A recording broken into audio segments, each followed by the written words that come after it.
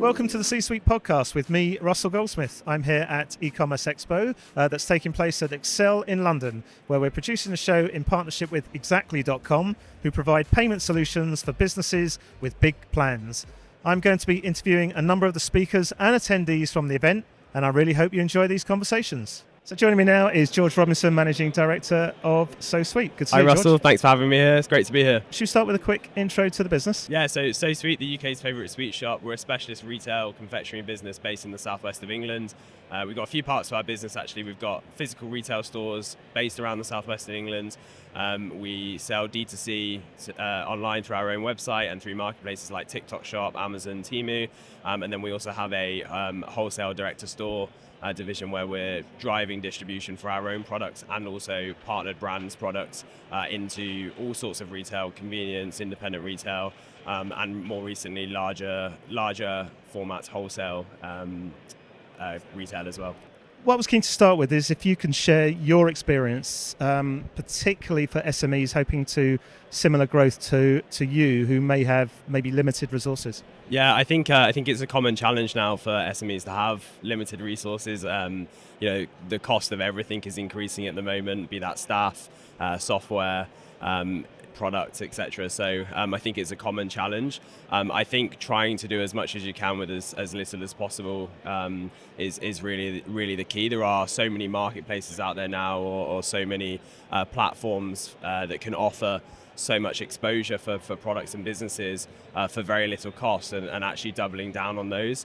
I think if you go back 10, 15, 20 years ago, TV, radio, print advertising was a traditional kind of route to market, route to your customers, and that has always been historically very expensive. Now with the .com era and all of the opportunities that are out there, actually reaching your target customer is so much easier and cheaper than it has been previously. Well, one of the areas we're keen to learn about is where the biggest opportunities are for scaling brands in today's e-commerce landscape. Now, I know you've had quite a bit of success on TikTok. Yes. How did you make a success of that channel for your brand? Yeah, so it's quite an interesting story actually. So TikTok has been a massive channel for us, both growing an organic following for our brands on social media, but then also leveraging the TikTok Shop marketplace. So around the start of 2021, we started going viral on TikTok just from creating organic content in our warehouse. So we actually started going viral because we were filming ourselves picking and packing people's orders. They were commenting their order number that they placed on our website. We were filming the order, showcasing lots of different products, and then posting that on our TikTok account. And then this started to gain a lot of traction. We quite literally grew from around 20,000 followers at the start of January 2021 to circa 800,000 followers in June. I remember there were nights my phone would vibrate itself off the table with notifications, and I'd wake up to an extra 50,000 followers overnight. No joke, I've literally got the receipts. So that was huge. But what we were seeing there was that we were driving all of this organic exposure on TikTok, and then trying to drive all of that traffic to our website. So we were relying on our customers to click through to our profile, click onto our website, then land on our website, then convert them there. And there's obvious conversion challenges once you get someone on site. So when TikTok Shop launched, it was really interesting because the TikTok Shop team approached us and said, you've done the hard part, you've built the organic audience, you've got the following, you've got the products and the infrastructure. Why don't we just get people to convert much quicker within the app? So it was really just a steep learning curve. I think TikTok Shop was new as a platform. Consumers in the UK didn't really understand it. There was a lot of heavy subsidies and kind of cheap products. But we very much lent into it as an early mover, and I think that was really key to a lot of our success. Is we were presented with an opportunity, we had limited resource to capitalize on it, but we lent into it as much as we could. How do you manage that speed of growth? Yeah, it was tough. You just have to try your best to keep up with it. We focused on a handful of hero products that we knew were converting well, that we knew that our customers liked, and we doubled down on those so that we weren't spreading ourselves too thin. there are challenges with marketplaces, payout speeds, etc. But the fact that we were already an established business with retail stores, etc., gave us a little bit of extra buffer. We were able to kind of wear that and continue the growth. But our growth journey quite literally went from circa 5-10k GMV in Q3 2022 to over £1 million in GMV Q4 2022. So it was a really, really steep growth journey, but it really put our brand on the map from a small retail business in the Southwest to now I like to think a nationally recognised sweet brand. Amazing. What about payment related challenges? Did you come across any as the business grew, and if so, what impact did those have? Yeah, I'd say around marketplace payout speeds, that's a big thing. It's cash flow is the biggest thing for a business, right? Being able to keep up with that growth, you're purchasing stock, purchasing resource as well, be that warehouse resource, marketing resource, etc. To continue that growth, but you're not getting paid out quick enough. But again, you just have to lean into that as much as you can to continue that growth journey. Yeah, sure. And then just to finish off about looking at payment related trends and or shifts in consumer behaviour, have you observed anything in the last kind of 12 to 24 months that you had to then adapt as a business? Yeah, definitely. I think in relation to TikTok Shop, social commerce is really starting to boom in the UK. If you look at the Asian markets, particularly China, there is so much live stream shopping going on. It's almost bringing the kind of QVC style shopping into the 21st century. So there's been a massive boom, I think, in the way that people are shopping, the way that they are engaging with brands, businesses and products, discovering products and then purchasing them. And then also coupled with that buy now, pay later being integrated into marketplaces. I think we've seen a massive boom in that. TikTok Shop directly integrates with Klarna as an example. So allowing customers to discover a product, add it to their basket, check out quite quickly, convert quite quickly, and then pay for it later is quite an interesting trend really to see. Yeah, I'm sure. Excellent. Well, look, I really appreciate you joining us. Good luck with the session. For now, George Robinson, thanks for being on the podcast. Brilliant. Thanks for having me, Russell. Really Cheers. Enjoyed it. Okay, I'm joined by Lauren Duncan, the head of e-commerce at Philip Kingsley. Lauren, thanks so much for joining us. Good morning. Happy to be here. Now, you're speaking on a session later today called Unlocking the AI Advantage from Discovery to Conversion. So, let's start there. What do you see as the key factors that have driven sustained online growth at Philip Kingsley and increased your conversion? So for us, it's really been on a journey with personalization and segmentation. The chat that I'm doing later is with Nosto as the sponsor, who we've been working with now since 2022. But that's really been the start of our personalization and real segmentation journey across all of our channels. And we've seen that be really effective for us in terms of driving incremental conversion across different channels and with key bestsellers and products.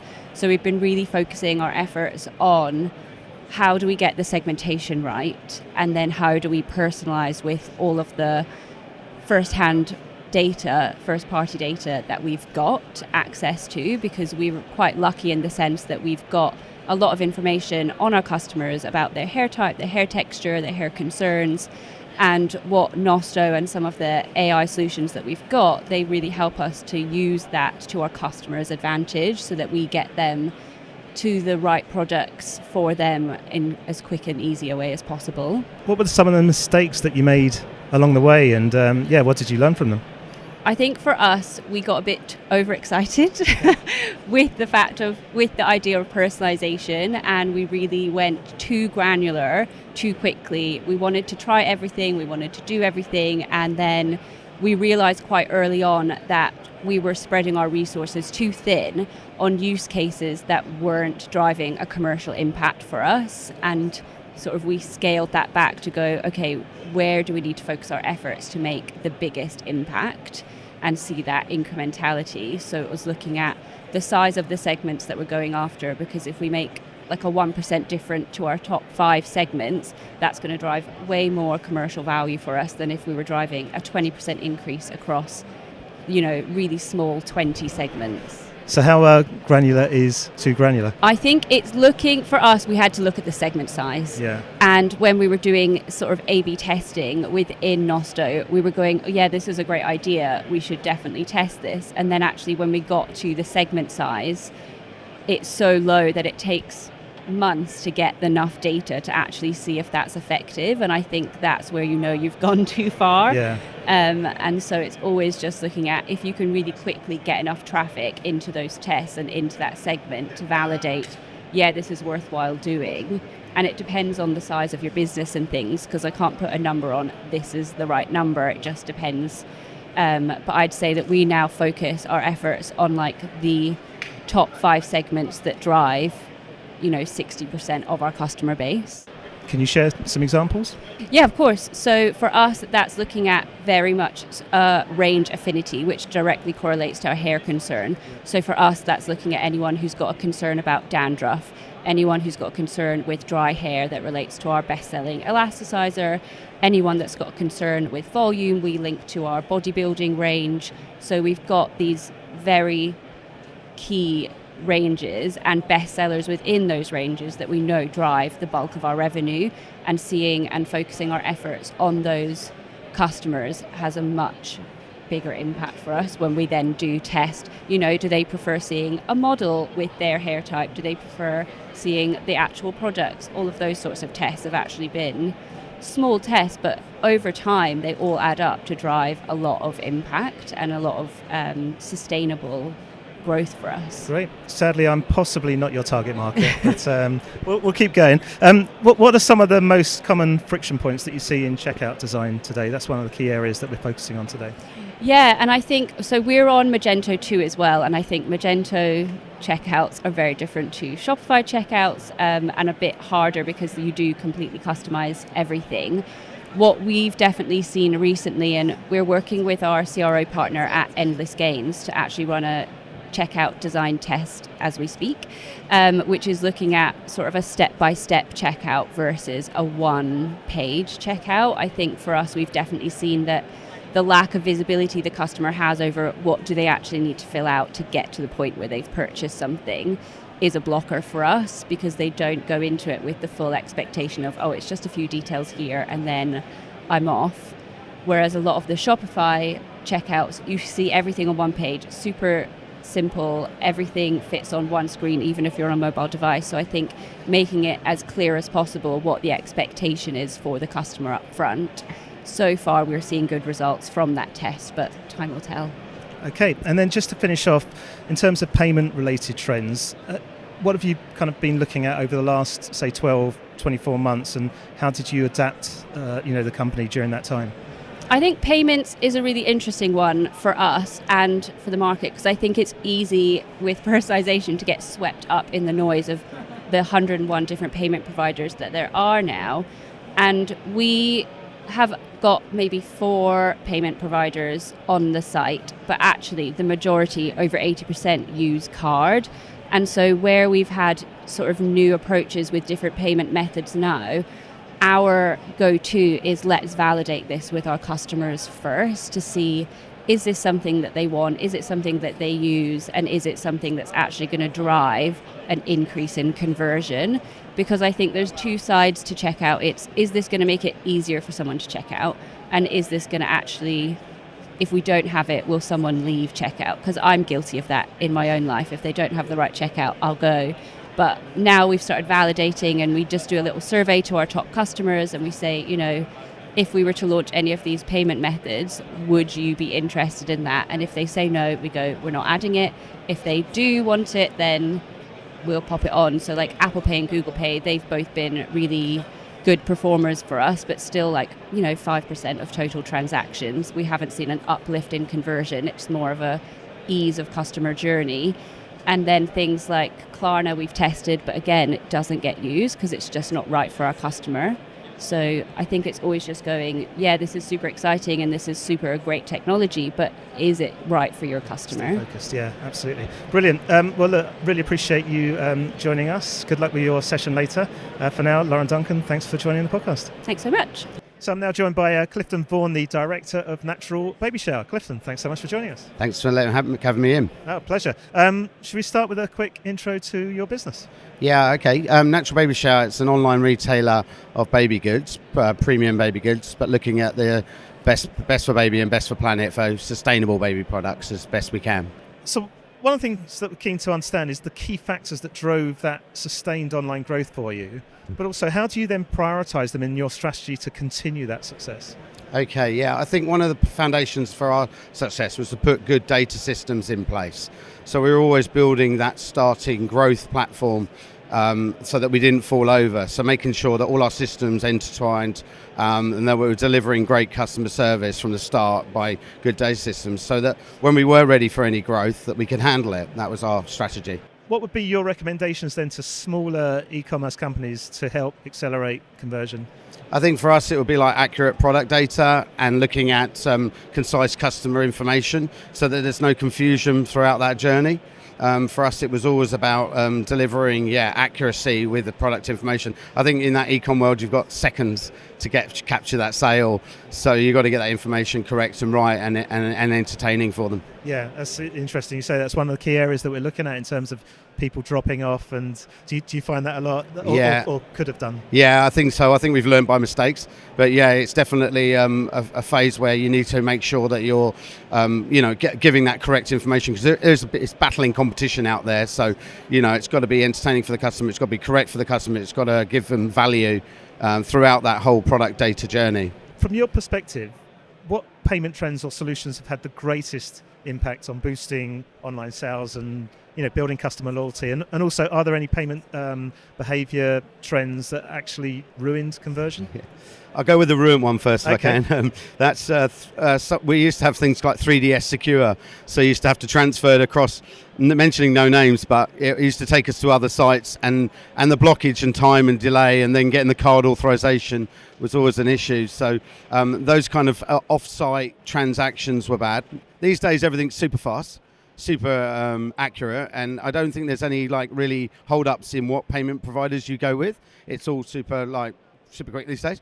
But I would say that the pay for now or pay later schemes are the ones that probably had the biggest growth over the last few years, and ones that the younger generations, I suppose, are being into because you're not paying for the goods before you get them.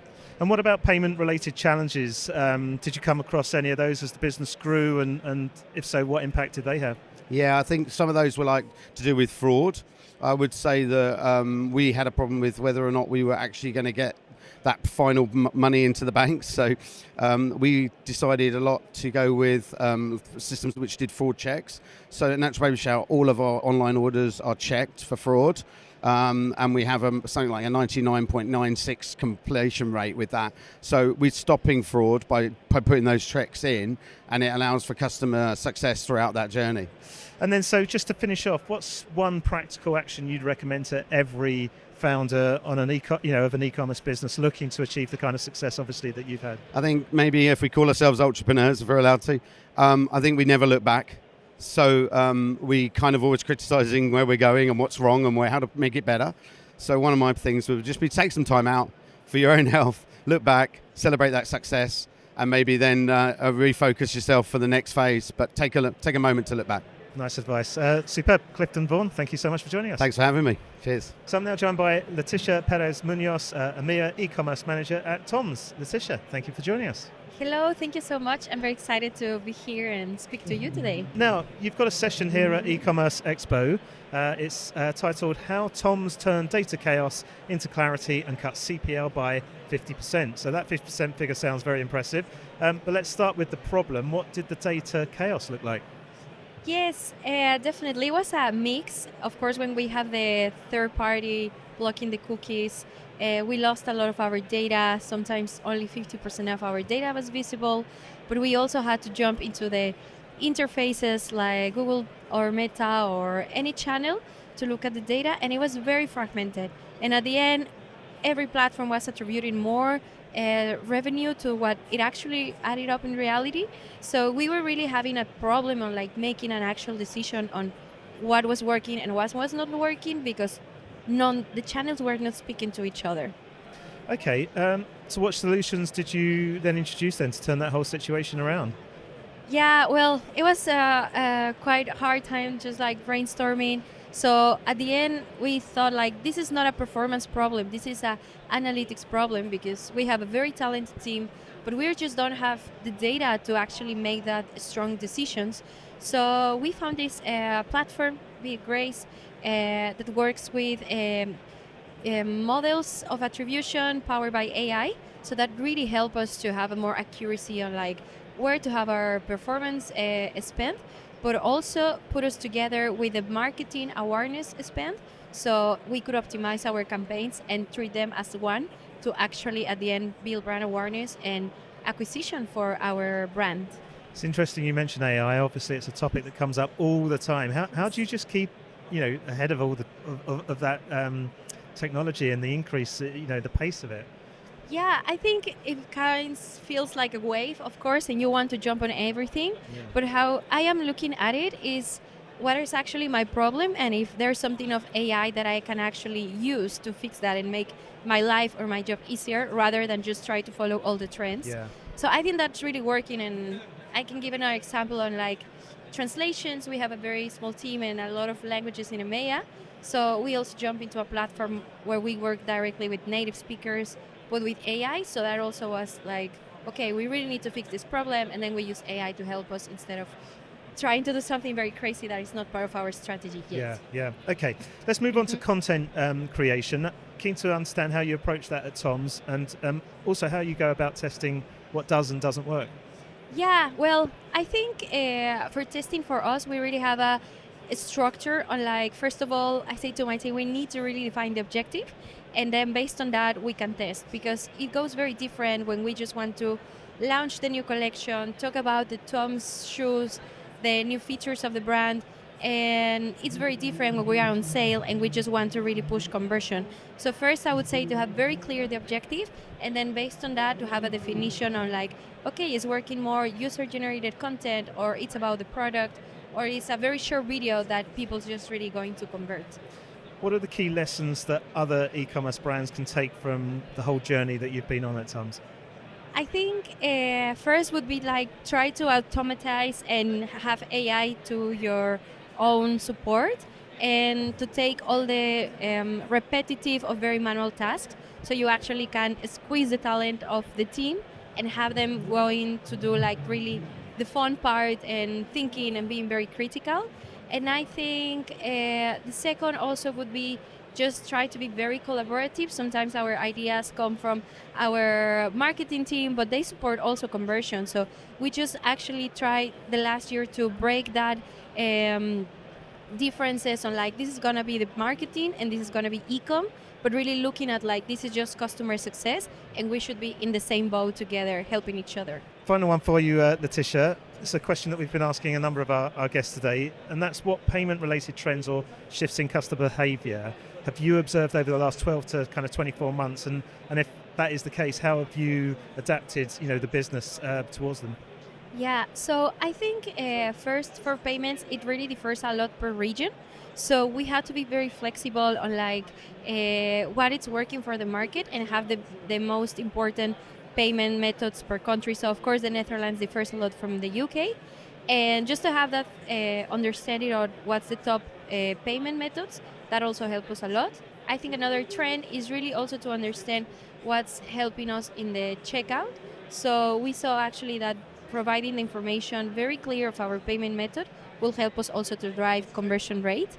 And we put it together in a test case with showing on the checkout, in also with the payment method, like the delivery time and when is that window of the product arriving. So that also helps us to have I would say, best match to drive that conversion. Great.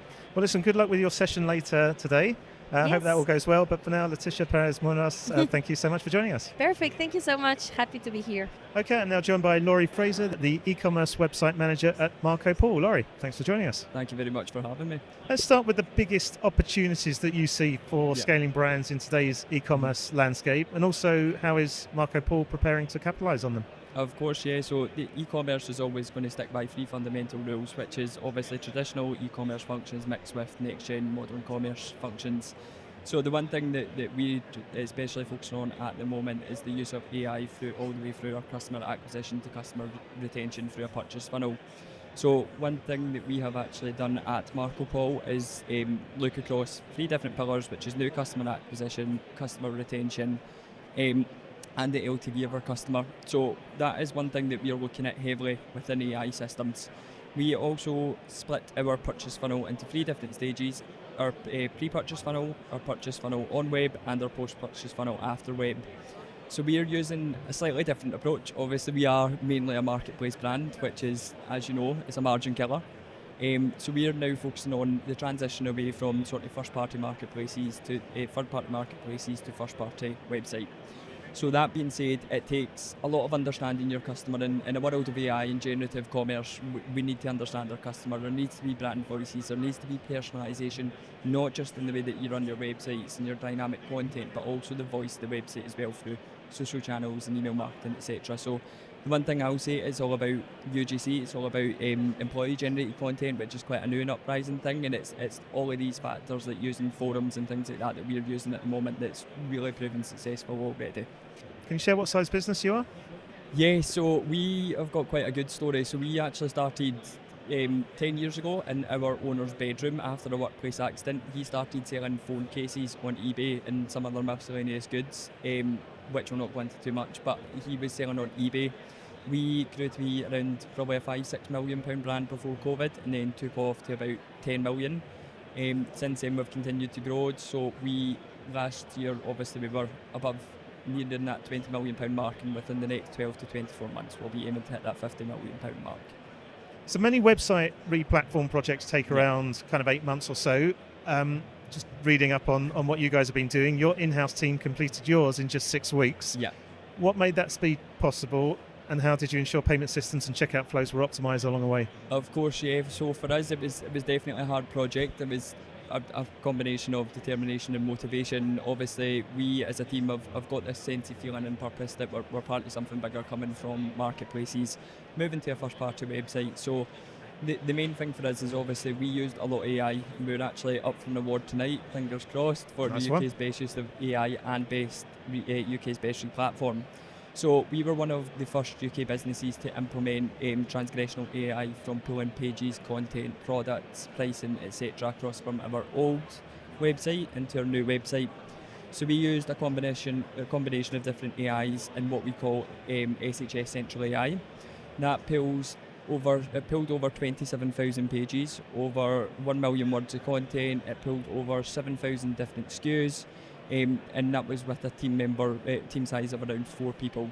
So it was a mixture of AI, it was a mixture of hard work, a lot of coffee, and a lot of late nights and even overnights as well. But it was the feeling of getting off our old platform and really going for the dedication. But AI was the godsend and saver on that one. Fantastic. Right, let's imagine you're beginning your career all over again. Yeah. You're in a small to medium-sized e-commerce business, and you need to implement AI from the ground up. So what would be your initial steps?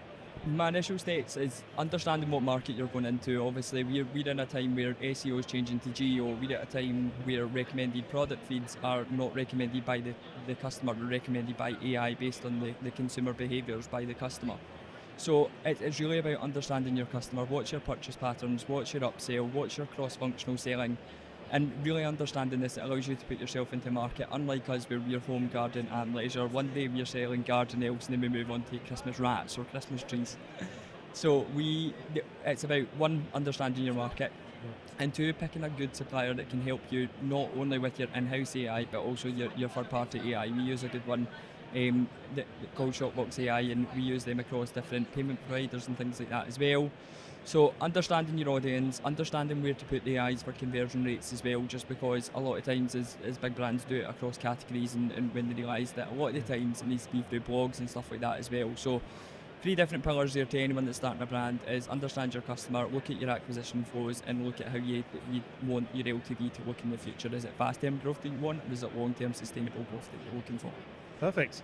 Final one for you, Laurie. One of the things that we're asking a number of our guests is around conversion killers. Yeah. So top mistakes maybe that you've experienced or that you see in the market, Yes. and also what Yeah. small e-commerce companies can change easily. Of course, yeah. So me myself, I'm a very technical e-commerce guy. I like to say Right. more than the content marketing e-commerce guy. So a lot of mine is the performance of your site speed. A lot of people think it's the SEO that they're going for, or it's the products that they've got, or it's the pricing that they've got. When it's not always true. The root of your website is always going to be the speed of your site, your trust signals that you're signalling on your site when the consumer enters that entry point. So it's all about understanding how fast your site is, how fast does that load to a customer, how can you improve that, how can you make sure that they're getting to the product or the buy button within 3 buttons. So I think deep diving into sort of where your traffic's coming from again, and understanding exactly your technical deep-rooted aspects of your website, make it fast, make it speedy, while showing off the right trust signals, but do not dilute your messaging, because a lot of the times I work with a lot of freelance brands as well, and I can see that obviously the message is diluted through too much trust signals. So it's about understanding the balance. Brilliant. Well, listen, good luck with your keynote session later today. Thank you very much. But for now, Appreciate it. Laurie Fraser, thank you for joining the podcast. Thank you very much. Appreciate it. So a big thank you to our partner, Exactly.com, and to all our guests for taking the time to come and speak with us at Ecommerce Expo. Don't forget, if you've enjoyed the show, please do give us a positive rating and review on your favourite podcast app. But for now, from me, Russell Goldsmith, thanks for listening and goodbye.